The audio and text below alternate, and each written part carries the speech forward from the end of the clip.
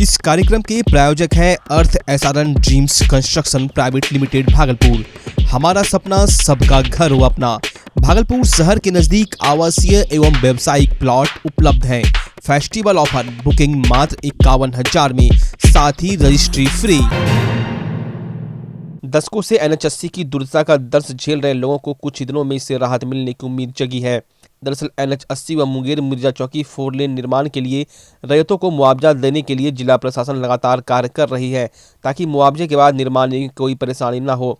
इसको लेकर समाहरणालय परिसर में जिलाधिकारी सुब्रत कुमार सेन, अपर समाहर्ता राजा व कई अधिकारियों ने हरी झंडी दिखाकर दर्जनों जागरूकता रथ को रवाना किया। जागरूकता रथ सभी अंचलों में जाकर रैयतों को बताएगी कि मुआवजे को लेकर क्या प्रावधान है। बता दें, रैयत मुआवजे के लिए संबंधित अंचल कार्यालय या भूमि सुधार उप समाहर्ता कार्यालय एवं जिला भूअर्जन कार्यालय में आवेदन प्राप्त करेंगे। देखिए, इस जिले में एक बहुत बड़ा काम अभी जो है वो स्टार्ट होने जा रहा है। पिछले लगभग हम लोग 8-9 महीने से इसमें लगातार प्रयास कर रहे थे। जो NH80 का काम है, मुंगेर मिर्जा चौकी 4 लेन का निर्माण होना है, तो आप लोग देखेंगे कि इस साल इसके भूअर्जन में काफ़ी गति आई है। सारा जो मौजा है, कुल इसमें 92 मौजे हैं, सबका हम लोगों ने एस्टीमेट बना करके NHAI से अप्रूव कराया है और भुगतान की गति भी बहुत तेज़ हुई है। लगभग 2 महीने में हम लोगों ने 65 करोड़ रुपए का भुगतान किया है और हम लोग अगले 1 हफ्ते में या इस महीने के अंत तक हम लोग 100 करोड़ रुपए तक का भुगतान कर देंगे। बची हुई राशि का भी जो भुगतान है रैयतों को, वो अगले महीने के अंत तक कर दिया जाएगा। मनचले आशिक की कारगुजारी से अपनी मान मर्यादा को भंग करने की शिकायत लेकर नाबालिग युवती अपने पिता संग कटोरिया थाना पहुंचे और जबरन अपने मांग भरने की लिखित शिकायत की।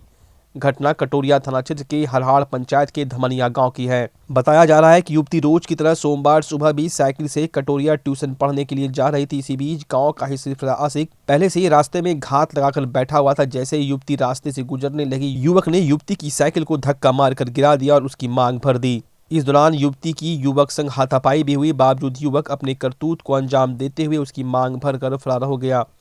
युवती की माने थे पिछले कुछ दिनों से युवक पीछा करता रहता था। बावजूद हम कुछ परवाह नहीं करते तो ट्यूशन पढ़ने के लिए कटोरिया जाने की बात कही। घटना की जानकारी युवती अपने पिता को देते हुए कटोरिया थाने पहुंचकर मामला दर्ज कराते हुए कार्रवाई की मांग की है। युवती की माने तो घटना के बाद काफी डर सताने लगा है और कुछ अनहोनी की आशंका जता रही है। वहीं पुलिस भी मामले की शिकायत मिलते ही मामले की जांच में जुट गई और आरोपी की गिरफ्तारी की कोशिश में जुट गई है। गौरतलब है कि पूर्व में भी जिले के अलग अलग क्षेत्रों में मनचले के द्वारा युवती की मांग भरने की घटना हो चुकी है। मेरे साथ कोचिंग पढ़ने आ रही थी, मेरे साथ जोर जबरदस्ती वो चलती साइकिल में ब्रेक ले लिया। चलती साइकिल में ब्रेक मार दिया। मैं कुछ दूर तक फेंका गई, वहाँ पे गिरा था, फेंका गई तो मैं उसमें पड़ गई। फिर देखी उसकी फेंका गई तो मैं मेरा दरटी पकड़ के पेड़ था, पेड़ में फिर मुझे ढोड़ल दिया मेरा सिर। फिर मैं सोची उसके हाथ में देखी, उसके हाथ में सिंदूर का पैकेट था, उसे छीनने की कोशिश की। फिर मेरा सर दरटी पकड़ के उसी में धक्कल दिया और चोट भी बहुत जोर से सर में टच कर दिया। वहाँ पे टच कर दिया। उसके बाद मैं भागने की कोशिश की, मेरा हैंड मचल दिया तो जबरदस्ती मेरे माथा में सिंदूर डाल दिया। भागलपुर के औद्योगिक थाना क्षेत्र के मनसरपुर में एक नवविवाहित जोड़ी को प्रेम विवाह करना महंगा पड़ा और घर वालों ने अपनी नवविवाहिता बहू की जमकर पिटाई कर दी। घटना के बाबत बताया जा रहा है कि मनसरपुर के सरोज कुमार ने 6 वर्ष पूर्व कहलगांव के मेघा से प्रेम विवाह किया था, लेकिन सरोज के परिवार वालों ने मेघा को अपनी बहू नहीं माना और लगातार उसे प्रताड़ित करते रहे। आज मेघा और उसकी सास में नोक-झोंक हो रहा था। इसी बीच उसके पति के बड़े भाई सूरज ने उसके ऊपर धारदार हथियार से हमला कर घायल कर दिया, जिसके बाद उसकी सास और गोतनी ने भी उसको पीटा। घटना के समय उसका पति सरोज काम करने के लिए बाहर गया हुआ था। फोन करने पर वो वापस घर आया और पत्नी को लेकर थाने पहुंचा, जहां पुलिस ने मामला दर्ज करते हुए घायल मेघा को इलाज के लिए सबौर अस्पताल भेज दिया।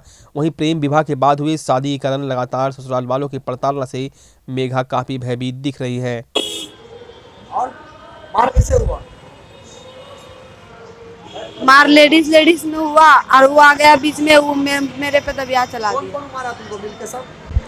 सूरज राम और गुलजारी राम और सास और गोतनी।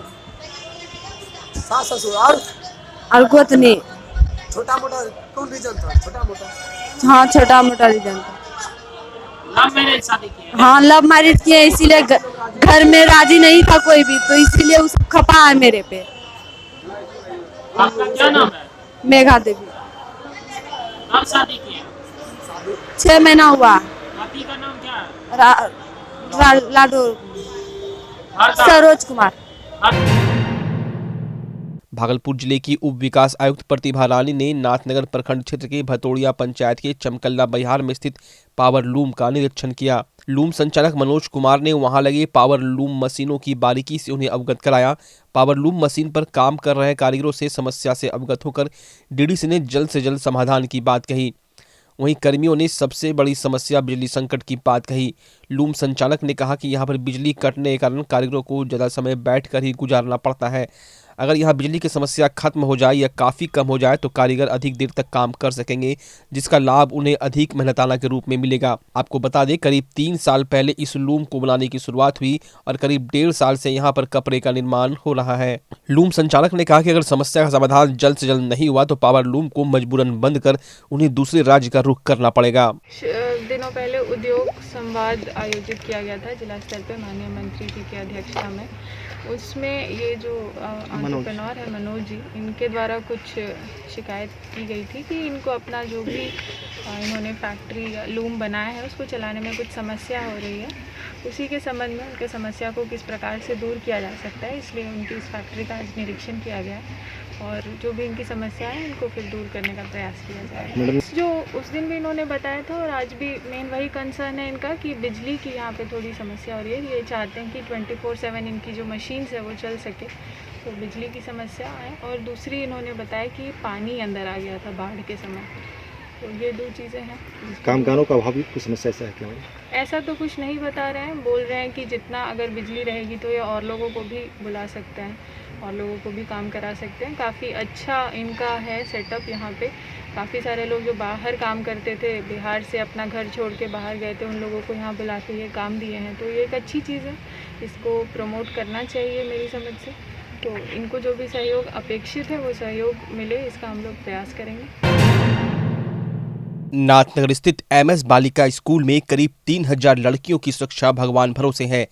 लड़कियों की सुरक्षा को लेकर कोई इंतजाम नहीं है, जबकि स्कूल से बिल्कुल सटे कौवा कोली सुखराज रायगढ़ स्कूल रोड में कई लड़कियों के साथ छेड़खानी को लेकर कई मामले थाने में दर्ज हो चुके हैं। खास बात यह है कि इस डर से कई छात्राओं ने पढ़ाई तक छोड़ दी है।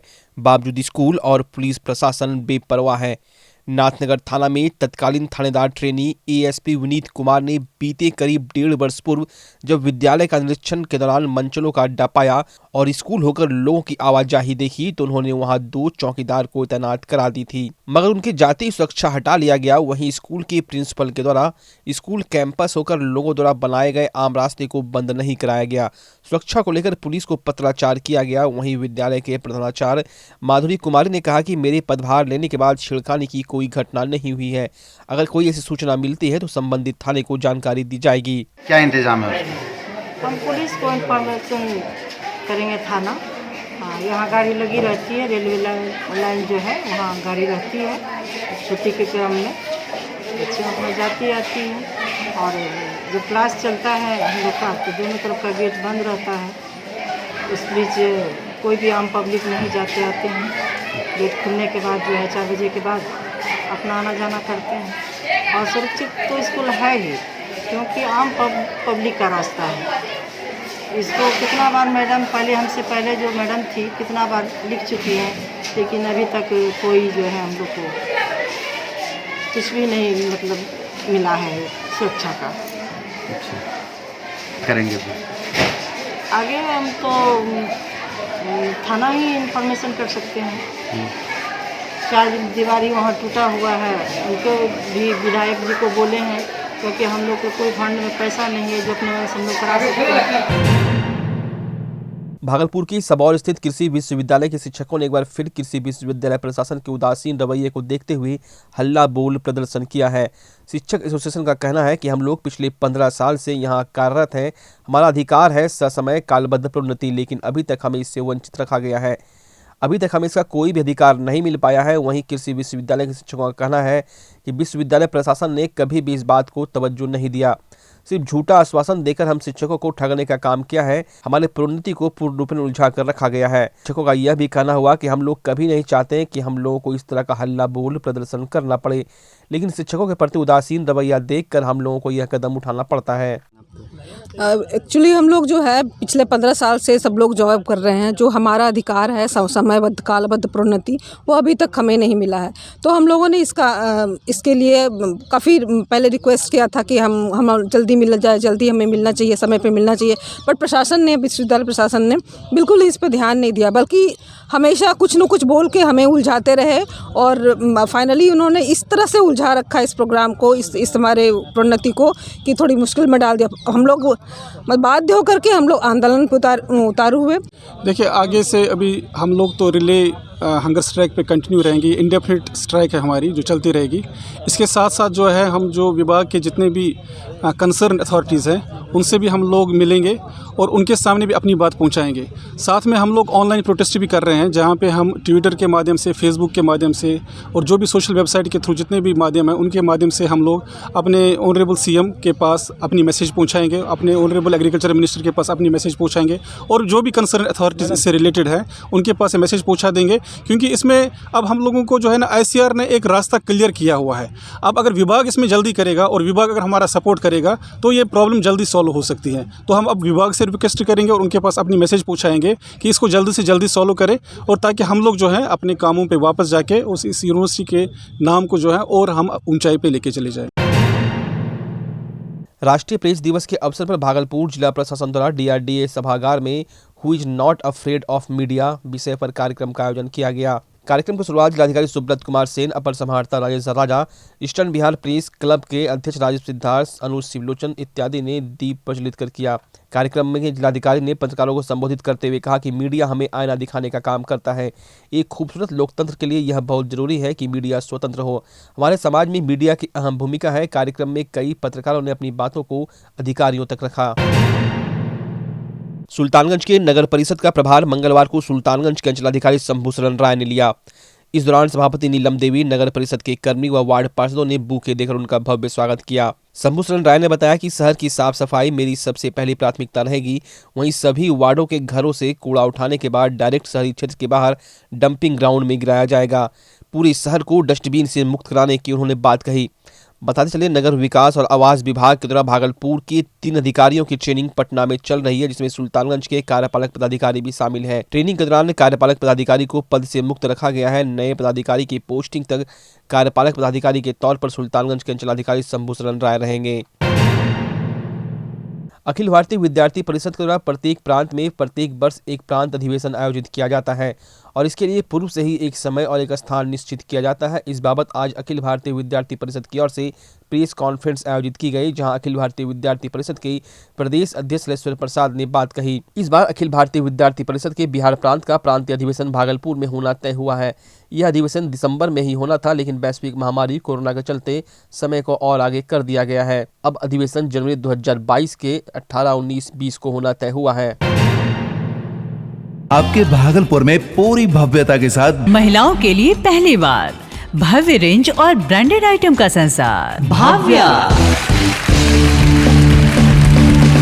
बेनवियों बेहद ही खूबसूरत sari, lehenga, salwar suit, suit piece, kurti और अंडरगारमेंट्स, ये सब कुछ होगा एक ही छत के नीचे। भाव्या यानी भाव्या के साथ भव्य रेंज की सौगात। बेनवियों Bhavya exclusive showroom Kachahari Chowk near petrol pump Bhagalpur. Bhavya exclusive showroom.